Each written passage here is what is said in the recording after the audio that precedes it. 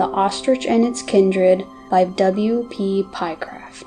The ostriches are a very ancient group of birds, and judging from what we know of their anatomy, they must be regarded as representing the most primitive of living birds. With the exception of a single group to be discussed presently, all have lost the power of flight. In some, in consequence, the wing has become reduced to a mere vestige. It is a rule in nature, we may remark, that whenever an organ, such as a wing or a leg or a tail, ceases to be useful, it undergoes forthwith a slow process of reduction or degeneration, growing smaller and smaller in each successive generation, till at last it may even disappear altogether. The loss of flight has been accompanied by a degeneration in the quality of the feathers, that is to say, their serviceability as aids to flight has been entirely lost. The size of the members of this group varies much. The largest of all is the African ostrich, the smaller of the flightless forms, the New Zealand apteryx. The ostrich-like birds which have retained the power of flight are known as tinamous, and are natives of South America. All these are smaller than the flightless apteryx. Tinamous.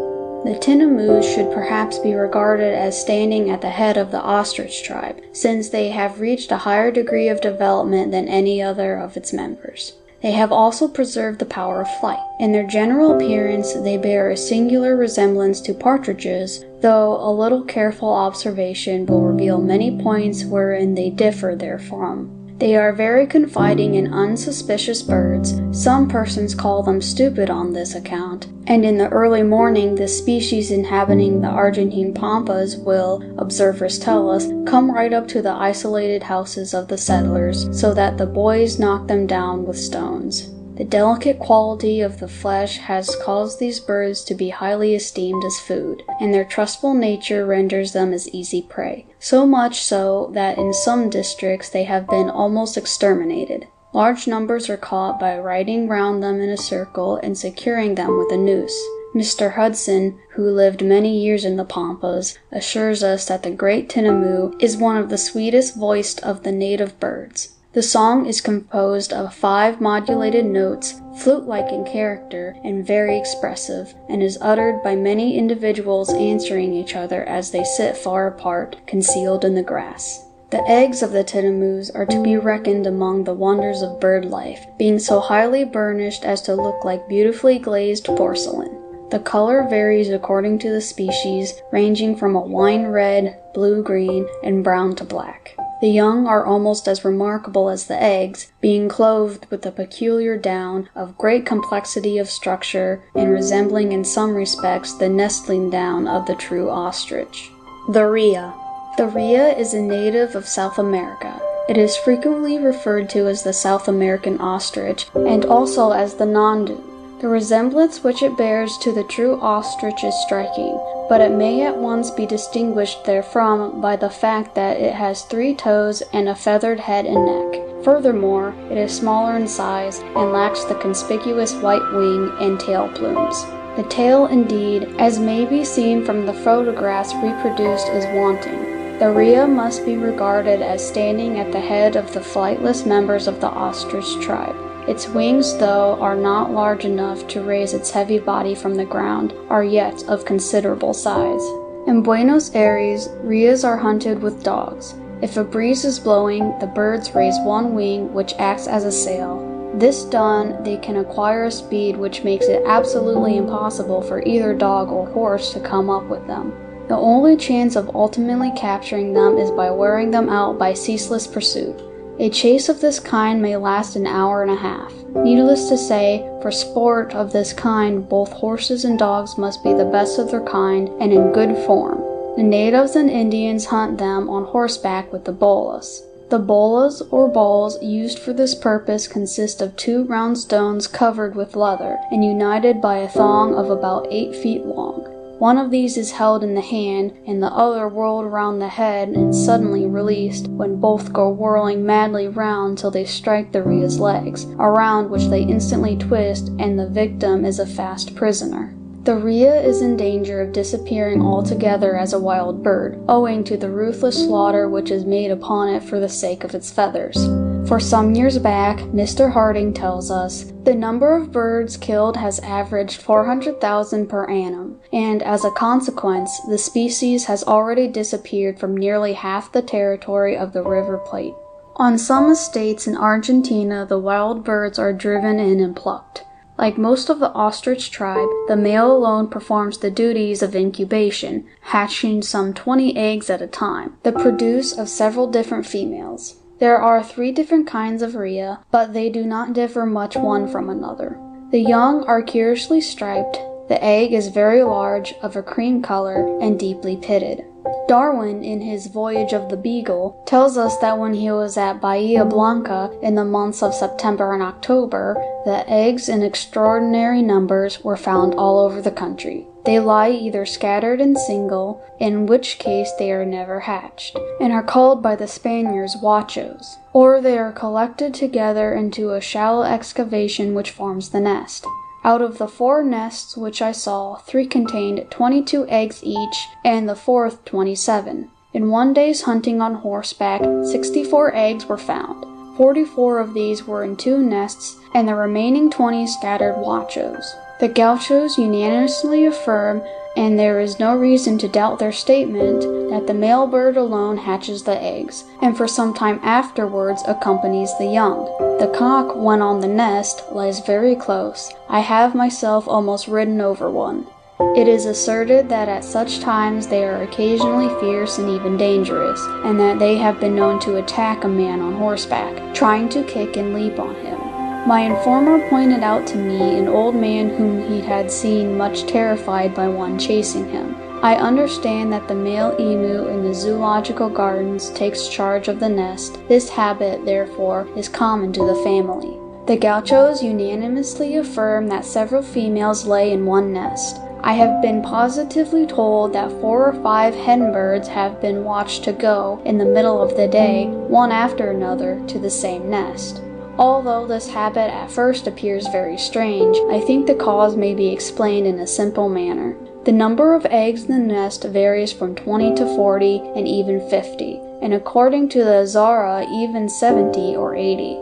Now, although it is most probable from the number of eggs found in one district being so extraordinarily great in proportion to the parent birds, and likewise from the state of the ovarium of the hen, that she may, in the course of the season, may lay a large number, yet the time required must be very long. If the hen was obliged to hatch her own eggs before the last was laid, the first probably would be addled. But if each laid a few eggs at successive periods in different nests, and several hens combined together, then the eggs in one collection would be nearly of the same age. If the number of eggs in one of these nests is, as I believe, not greater on an average than the number laid by one female in the season, then there must be as many nests as females, and each cockbird will have its fair share of the labor of incubation, and that during a period when the females probably could not sit from not having finished laying.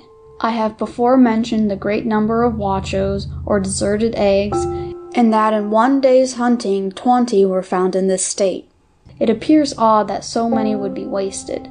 Does it not arise from the difficulty of several females associating together and finding a male ready to undertake the office of incubation? It is obvious that there must at first be some degree of association between at least 2 females. Otherwise, the eggs would remain scattered over the wide plains, at distances far too great to allow of the male collecting them into one nest. Some have believed that the scattered eggs were deposited for the young birds to feed on. This can hardly be the case, because huachos, although often found addled and putrid, are generally whole. The ostrich. The ostrich is the giant amongst living birds, the full-grown male standing some 8 feet high and weighing about 300 pounds. It is flightless, the wings being smaller, in proportion to the size of the body, than in the rhea. But the energy which in other birds is employed in sustaining flight in the ostrich is expended in running, so that it has reached a high degree of speed, no less in fact than 26 miles an hour. When at full speed, it is generally believed the ostrich derives no small help from the wings, which are used sail-wise. Nor is this belief by any means a modern one, For all of us must be familiar with Job's observations on the subject.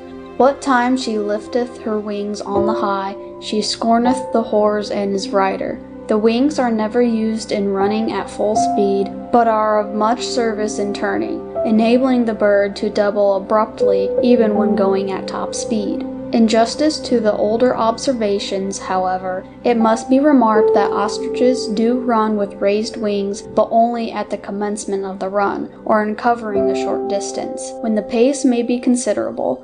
But if the circumstances demand full speed ahead, they are held close to the body where they offer the least resistance to speed. With the gradual perfection of its running powers, there has followed a gradual change in form of the leg. This change has taken place by reduction in the number of toes. Of the original 5 with which its ancestors began life, only 2 now remain, the third and fourth. The third is of great size, having apparently waxed great at the expense of the other toes, a growth which seems to be still in progress, inasmuch as the fourth toe is undoubtedly dwindling. It is very small and gives unmistakable signs of growing smaller, since it has now become nailless. When it has quite disappeared, the ostrich, like the horse, will have but a single toe on each foot, the third. The dainty, mincing step of the ostrich is a delight to watch, and thanks to the zoological gardens, this can be done even in smoky London. The ostrich, like its cousin of South America, the rhea, commonly associates with herds of the larger mammalia. On the South African veldt, the companions of the ostrich are the zebra, wildebeest, and hartebeest. Just as on the pampas of South America, the rheas are found associated with herds of deer and guanaco. The egg of the ostrich weighs about 3 pounds and is of delicious flavor. The empty shell, it has been found by experiment, is large enough to hold the contents of 18 eggs of the common domesticated fowl. It takes about 40 minutes to boil an ostrich egg hard. About 15 eggs represent the clutch. The nest is a mere depression in the sand. The hen sits by day and her mate by night, but the eggs are never left, as is sometimes stated, to the heat of the sun, so as to lessen the duties of the parent. Such a course would infallibly destroy the eggs, for the sun's rays, especially at noon, are very powerful. The male and female ostrich differ much in coloration. In the former, the trunk is clothed in a vestment of richest black, whilst the quills of the wings and tail feathers are of pure white. They form the much prized ostrich plumes. The female is much less splendid, being clothed in a sober gray.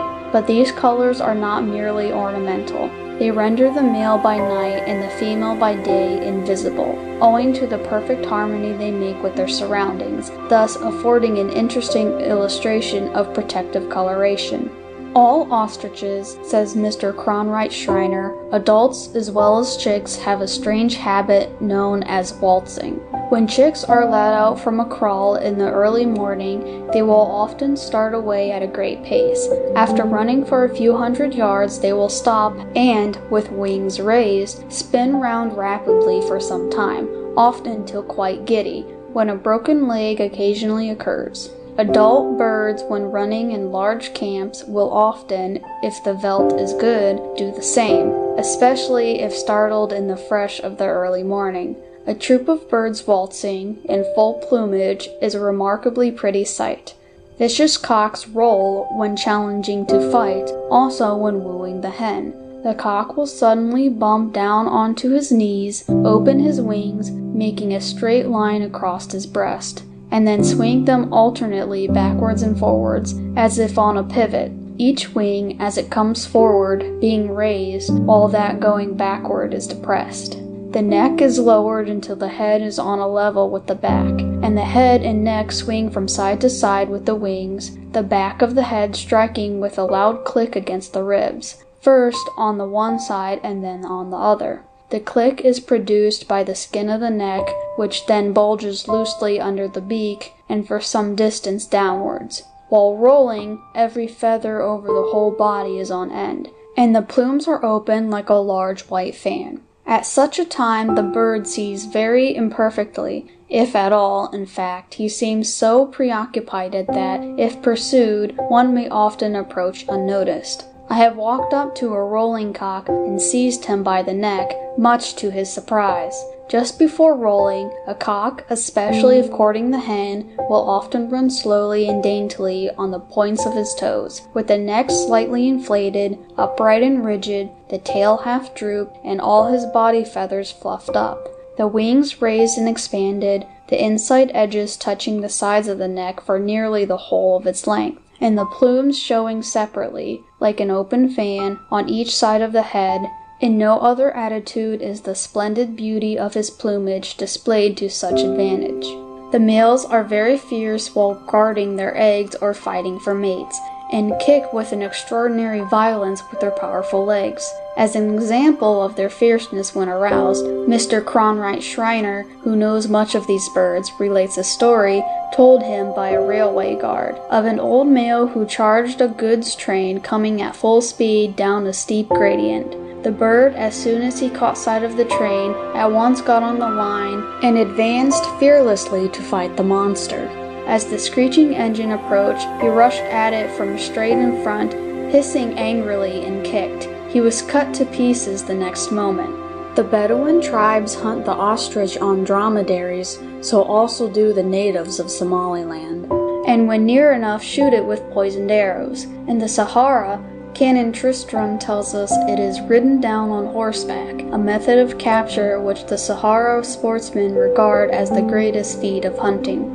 The Bushmen, says Mr. Harding, like the Somalis, kill the ostrich with poisoned arrows, or catch it very cleverly in pitfalls or with the lasso. And the Sukari and Hadendawa tribes likewise use the lasso, with which the bird, when once fairly caught, is strangled. A favorite plan is to wait for the birds in a place of concealment as near as possible to the pools to which they come for water, and then, with a gun loaded with swan shot, to fire at their necks as they stoop to drink. Then perhaps half a dozen are laid low at once. Another plan, to which the bushman often resorts, is simpler still. Having found an ostrich's nest, he removes all the eggs and, ensconcing himself in the nest, quietly awaits the return of the bird, which he shoots with a poisoned arrow before it has time to recover from its surprise at finding him there instead of the eggs.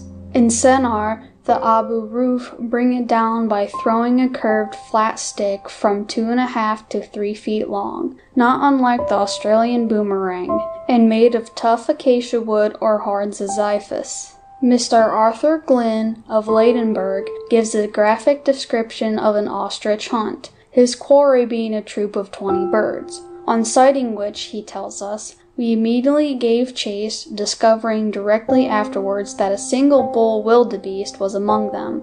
After a stiff gallop, he says, of half a mile, we got within 70 yards of the troop, so reining in, we both dismounted and fired, bringing down one ostrich and the wildebeest bull. We quickly mounted and continued the pursuit, the ostriches never running away for any distance in a direct course, but always turning and twisting, which made it difficult for us to keep them in sight. We went sailing on, neck and neck, regardless of holes or anything else, only thinking of the grandly plumed birds in front of us, our horses straining every nerve to overtake them, as only old stagers know how to run when in pursuit of game. We had now approached within 50 yards, and, jumping down, we fired at 2 cockbirds running separately from the troop, bringing them both down. Hastily mounting, we continued on after the retreating troop. But at this juncture my friend's horse trod in a hole, sending his rider over his head,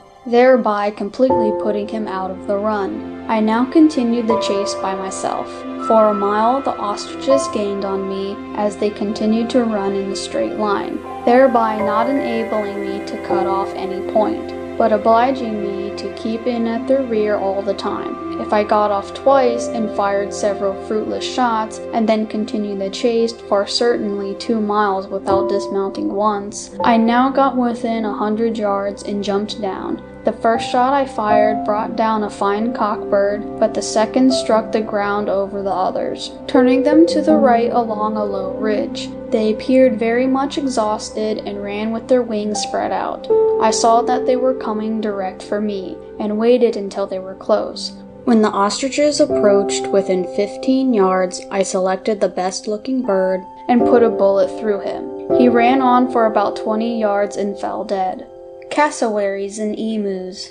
With the cassowaries and emus, we have come as near as we can get at the present day to the representatives of the ancient type from which the ostrich tribe has sprung, but both these forms are to be regarded as having passed the prime of their development, for, like their allies which we have already considered, they have lost the power of flight. Both emu and cassowary possess, when adult, one character shared by no other living adult bird. They have what may be called double feathers, each feather possessing 2 shafts of equal length. They appear to follow a custom of their own in the matter of the coloration of their eggs, since these are never white, like those of the rhea or ostrich, but green with a very rough surface. The young, like those of the rhea, are striped with alternate black and white stripes. The emu is found only on the continent of Australia. The cassowary occurs both in Australia and on the neighboring islands of New Guinea, Suriname, and Aru. The lot of the cassowary appears to have been cast in pleasant places, making it possible to indulge in the luxury of personal decoration, a decoration, moreover, shared equally by the males and females, both sexes having the head and neck most brilliantly colored. In some species, all the hues of the rainbow are vividly reflected. To show these colors, the feathery covering, still worn by their relatives on the distant continents of Africa and America, has been cast off and the skin left bare. To these gorgeous hues they have added yet other features, for the head is surmounted in many species by a huge casque or helmet, whilst from the neck depend curious fleshy lobes, or wattles, colored in accordance with the rest of the bare, colored skin of this region. Then, too, they have effected quite a novel transformation in the quills of the wing, for these project on either side of the body in a series of shining black spines. Nor is this all, for over and above the energy which they have to spare for personal decorations is a very large reserve to be expended in fighting. The males are very pugnacious, and to give point to this pugnacity, they wear a very formidable weapon on the inner toe in the shape of a huge nail, which can inflict a really dangerous wound. It is used in kicking, the foot being brought forwards and downwards with incredible speed and great force. When wounded, these powerful birds are very dangerous to approach. On more than one occasion, a wounded bird has caused a naturalist to take to a tree. The sharp nail of the inner toe is a most dangerous weapon, quite equal to the claw of a large kangaroo, and capable of doing quite as much execution. Although forest-haunting birds, wherein they differ from their allies, which are plain dwellers, the cassowaries are adepts at swimming. There is a danger that these beautiful and interesting birds will slowly be exterminated by greedy and thoughtless settlers. The Australian cassowary is already decreasing sadly, being persecuted for the sake of its skin, which is used for rugs and doormats. The emu, though a sort of cousin of the cassowary, boasts none of its splendor. On the contrary, it is a dull, dowdy-looking bird. In size, however, it is much larger than the cassowary. The wings, which are exceedingly small, have numerous tiny quill feathers, not long hard spines as in the cassowary. When in captivity, it exhibits great curiosity. Furthermore, it is swift to realize symptoms of fear in the faces of any visitor who it may have under inspection. Occasionally, fear turns into flight, and then, thoroughly entering into the joke, the emu pursues at top speed. Needless to say, hunting of this kind can only be done in fairly large paddocks or parks, but emus are frequently so kept. A very remarkable and quite unique structure in the emu is a curious bag or pouch, formed by a sort of outpocketing of the inner lining of the windpipe. Emerging through a long slit caused by the incompleteness of some of the rings near the middle of the windpipe, the pouch comes to lie between this tube and the skin. Strangely enough, it is found only in the female, and is used by her chiefly during the breeding season, when she utters a peculiarly loud booming note, which, it is supposed, is caused by the manipulation of the air in the pouch. When moved by any gentle excitement or pleasure, especially on damp evenings or in the dead of night, she also becomes musical, giving forth a note which has been likened to a gong or muffled drum. The male, which is smaller, fleeter of foot, and more docile and inquisitive, is mute, or at most gives forth a suppressed hiss when angry, or a kind of grunt when distressed. At one time the emu roamed over the whole of the mainland of Australia, but now, alas, it is almost exterminated, being found only far inland and in steadily diminishing numbers. Swift of foot and of great powers of endurance, the emu has afforded in the past much sport to the hunting man, who followed the dogs, doubtless making comparisons the while between his two-legged prey and his four-footed friend Reynard.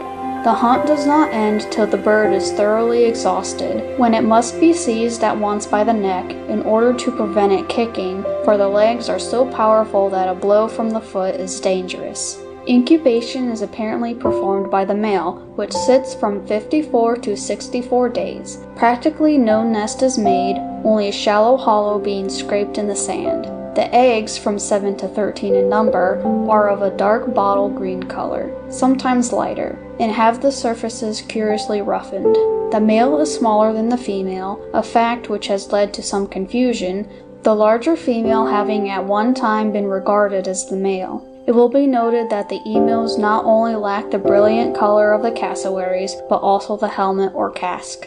The late Mr. Gould's remarks on the edibility of the emu are interesting. He says, its flesh has been compared to coarse beef, which it resembles, according to Mr. Cunningham, both in appearance and taste. It is good and sweet eating. Nothing, indeed, can be more delicate than the flesh of the young ones.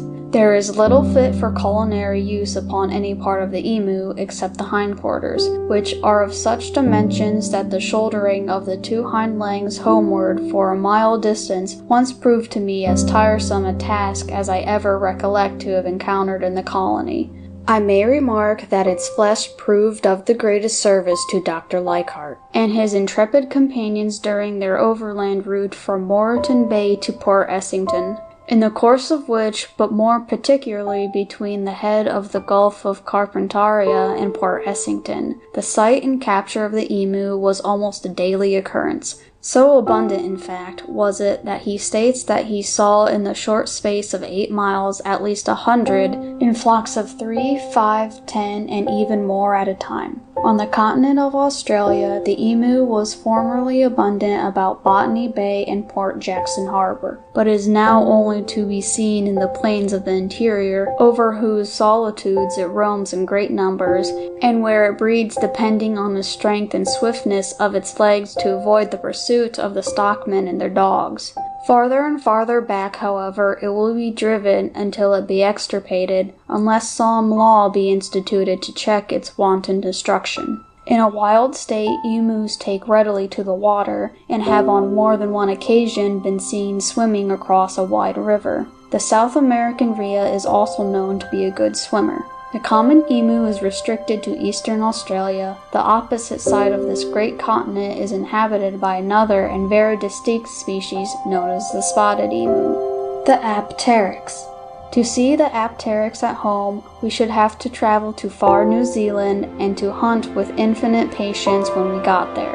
Apteryx hunting, it has been found, to be successful, must be done by the help of dogs.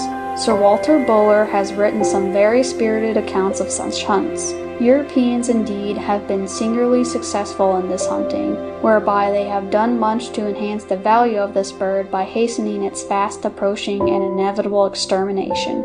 The natives call this bird the kiwi, from its call note, ki-iwi. These cries are uttered during the early hours of the night, ceasing after midnight.